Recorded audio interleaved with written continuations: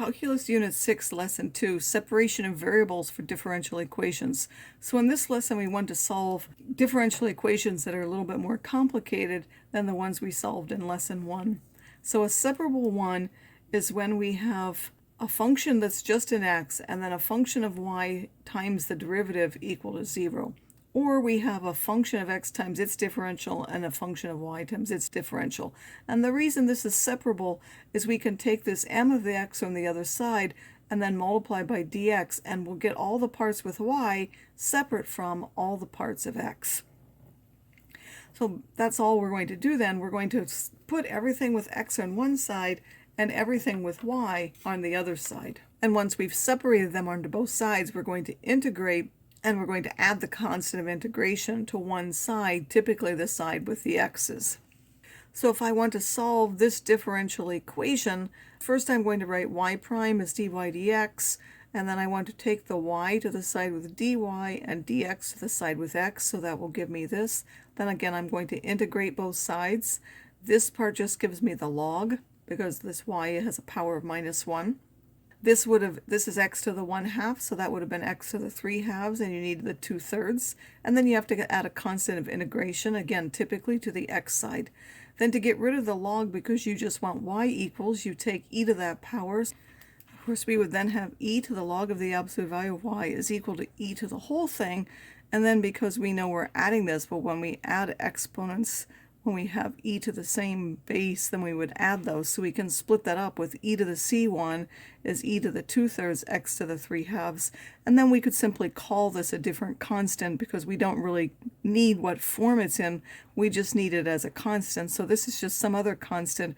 We're going to call that c, e to the 2/3 x to the 3/2, where x has to be bigger than 0 because it's inside of that square root side.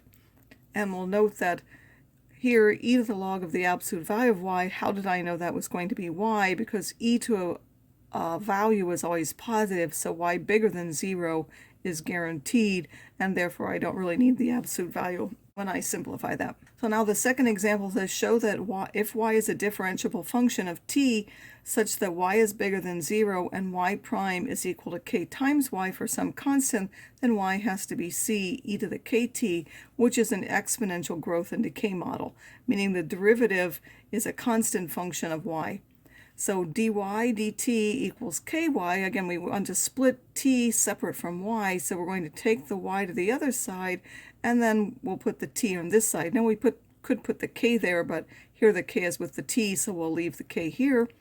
Again, we take the antiderivative of this, we get the log of the absolute value of y, and this would be kt plus c. Again, we're going to get rid of the log by taking e to that power. Because this is added, we can again split it up, and then we would simply call this a constant, so y is c equal e to the kt.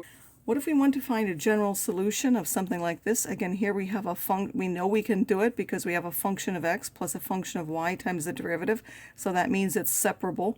Again, we're going to take the x to this side, and then we're going to multiply by the dx as well, giving us this differential part. Then we're going to integrate both sides. This would be 5/2 y squared, and since we're integrating with respect to the variable y, we don't need to worry about any other particular variable, but only the y variable. And then we're integrating with respect to x, so that will be -1/3 x cubed plus some, I'm going to call it c prime because I'm going to end up changing it. Then I'm going to do what? I want to multiply everything by 6 just to get rid of the two fractions. Typically you wouldn't keep the fractions. And then that gives you 15y squared minus 2x cubed plus c. And then again, you would take generally the x and the y to the same side and simply have that equal to that particular constant, which is 6 times c prime. But again, that's unimportant. You just have it set equal to any constant.